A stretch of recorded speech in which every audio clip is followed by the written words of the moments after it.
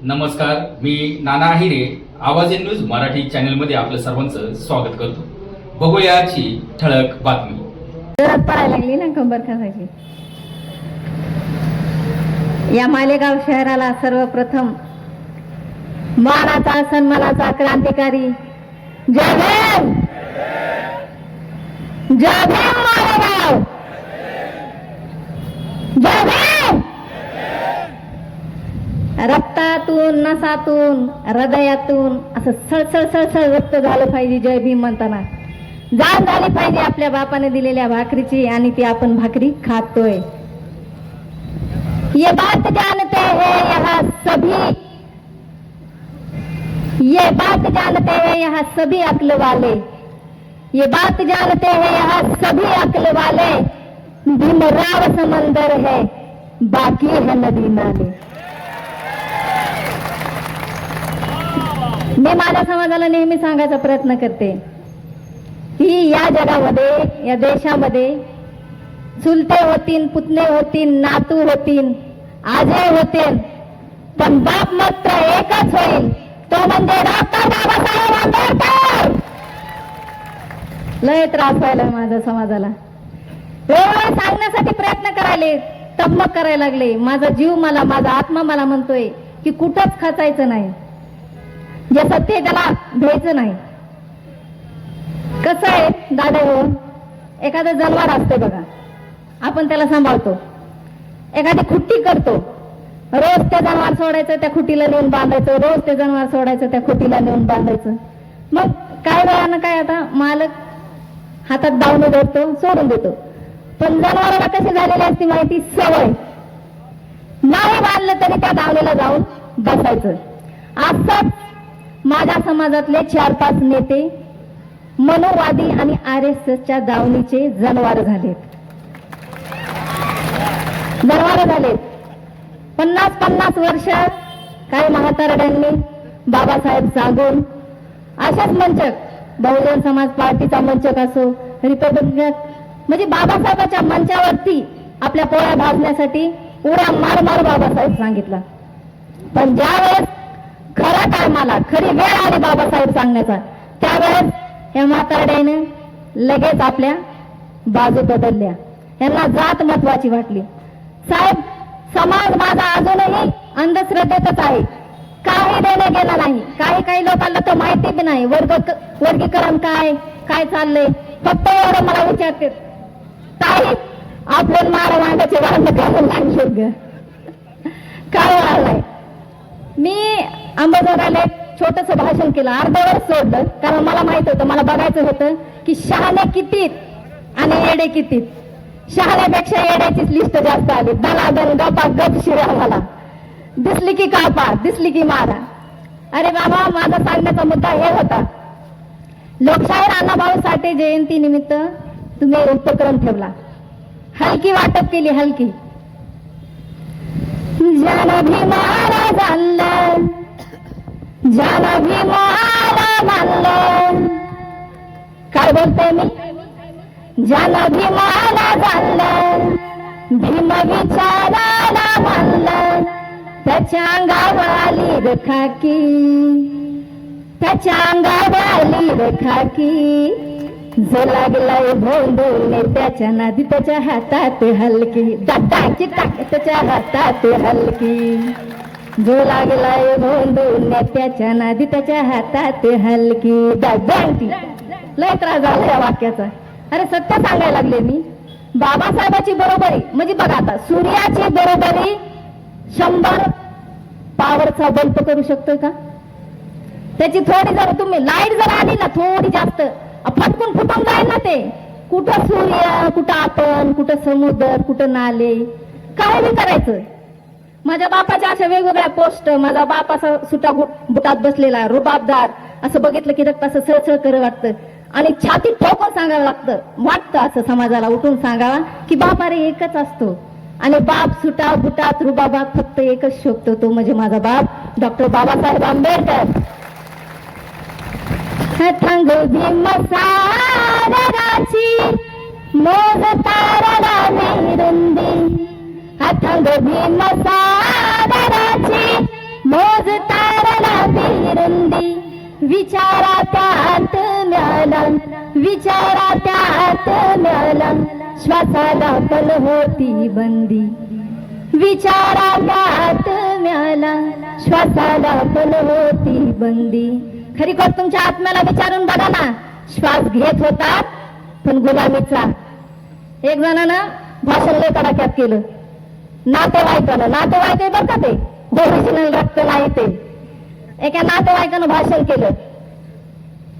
काय काय माहिती का, स्टेजवर जाण्यासाठी कोणाला पाणी प्यावं लागतं, कोणाला चहा प्यावं लागतं, कुणी कुणी कोऱ्या थांबतात आणि स्टेजवर जातात. तसा एक जण कोरीच घेऊन स्टेजवर जातोय. त्याला गिन्यान नाही, अक्कल नाही. रुबाब, थाट, बूट, सूट, कोट सगळा माझ्या बापाची भीक आहे. डॉक्टर बाबासाहेब आंबेडकरांच्या समाजाची देण दिलेल्या त्या घरात राहतोय आणि तो स्टेजवर बोलतोय. काय बोलला? आम्हाला बाबासाहेब चालते पण महार चालायचे नाहीत. अरे रे रे रे रे, सुनते मेरा तो कोणच कोण आला, सहज रक्त झालं ना माझं. बाबासाहेब चालतील, महार नाही चालायचे. अरे ज्या जातीत माझा बाप जन्माला आला, डॉक्टर भीमराव आंबेडकर, ज्या जातीत माझा बाबासाहेब जन्माला आला, त्याच्या जन्माच्या येण्यानं तुझ्या माझ्या गावातलं गाडगं गेलं. तुझा माझा समाज कुठंतरी गावाच्या बाहेर वड्यापड्याला पडून होता. अरे तुझ्या आया बाया विचार पूर्व जायला, तुझ्या इतिहासात चाल पानं नुसतीच क्वार्टर घालून पुढे जाऊ नको, घरी गेला असतील. समाज सगळं जगवायला लागलाय. एक दिवस असं होऊन पिल्ल्या, धोबीचं पुत्र गरकाला गाठ के अगं बाय किधर जाऊ, इधर जाऊ के उधर जाऊ, ही कोणता हाकललेलंच आहेत. त्याला माझं एकच सांग नाही की पिल्लू, बिना पाण्याची क्वार्टर घेऊन स्टेजवर काही बोलायचं नसतं. महार समाज आहे म्हणून आपण आहोत. ह्या महार समाजामुळे आज स्वातंत्र्य आहे. जर महार समाजच नसता, बाबासाहेबांचा जन्म झाला नसता, तर तुझ्या बुचनातला झाडू निघलाच नसता. बुचनातला, कंबरेला म्हणत नाही मी, कंबर शब्द सोपा सुंदर वाटतोय, बुचन म्हणते मी. त्या बुचनातला झाड तुझ्या निघलाच नसता. तुला वाकून जोहार जोहार. नाहीतरी ह्यांना सवच आहे काही जणांना, सर्वांना नाही, काही जणांना आहेच. काय एक तर काय करतंय, एक जणांना काय केलं, पुणे नागपूर रॅल्या काढते, रॅल्या काढते, रॅल्या काढतोय, चलतय आणि त्याचे कार्यकर्ते पुढं बाबा हो, आपला बाप आपल्यासाठी बिना चपलाचा चालायला लागलाय. उपकार करायलाय का रे? 1.5 दिवसात दिसायला बाप तुम्हाला, 1.5 दिवसात दिसायला तुम्हाला नाही आता. आतापर्यंत कोण होतं? आम्हाला आतापर्यंत आमचा एक जणांचं काय टाकलं, आमच्या समाजाला पक्षच नाही. हे मुलं पक्षाचाच आहे. मग आतापर्यंत काय करत होता? हे स्वतःच्या पोळ्या भाजत होता वय, ह्या स्टेजन त्या स्टेजन त्या स्टेजन. आणि एक जण तर म्हणला, बाप आमच्या बापानं, आमच्या नेत्यानं 50 वर्ष घातलेत आमच्या समाजासाठी. अरे तुमच्या समाजासाठी नाही, त्याला माहिती समाज अडाणी, समाज शिकलेला नाही, अंधश्रद्धेत आहे. साहेब यांना एवढी समाजाची कळकळ वाटत होती ना, ते यांनी समाजामध्ये फिरायचं होतं. बंधूंनो, ज्या लोकात आपण राहतात का, त्या लोकांची नस ना नस आपल्याला माहित असती. मी माझ्या समाजाला नाव ठेवत नाही, त्यांचं शिक्षण पूर्ण नाही झालेलं, 10वीच्या 12वीच्या पुढे विद्यार्थी नाहीत. मी तरी कशी म्हणू माझ्या समाजाला आरक्षणाची गरज आहे? मला कळतंय, जाणीव होती मला की माझा समाज 10वीच्या पुढे जातच नाही. विद्यार्थी माझ्या 10वीच्या पुढे नाही तर मी कशी म्हणू महारानं खाल्लंय? म्हणू शकत नाही. अरे तुम्हाला एवढी समाजाची कळकळ होते ना, तर तुम्ही समाजामध्ये शिक्षण, शाळा, संस्था, मराठी शाळा बंद पडायल्यात, त्याच्यासाठी काहीतरी करायचं होतं. हे उठले फक्त याचा डोळा मातांग समाजाच्या मतावर, हितभीत काय हे नाही. फक्त मातांग समाजाला गोड बोलायचं, ह्याचं मत घ्यायचं, याच्यासाठी ह्याचे प्रयत्न आहेत. पण मला तळमळून वाटतंय की खरंच बुद्ध समाजाचा हात जर मातांग समाजाच्या डोक्यावरला निघला तर मातांग समाजाचं काही खरं नाही. कारण महार आहेत आपण आहात. वेळोवेळी महार समाजानं आपल्याला आपलं केलेलं आहे. महाराशिवाय मी तर म्हणते, बाबासाहेब महार जातीचा जन्मच झाला नसता तर अजूनही आपल्याला जोहारच म्हणावं लागलं असतं. जोहार मायबाप जोहार. म्हणून मला वाटतंय मातांग समाज कुठंतरी भटकलाय, 4-5 डोक्यानं त्याला भटकायला लावलंय.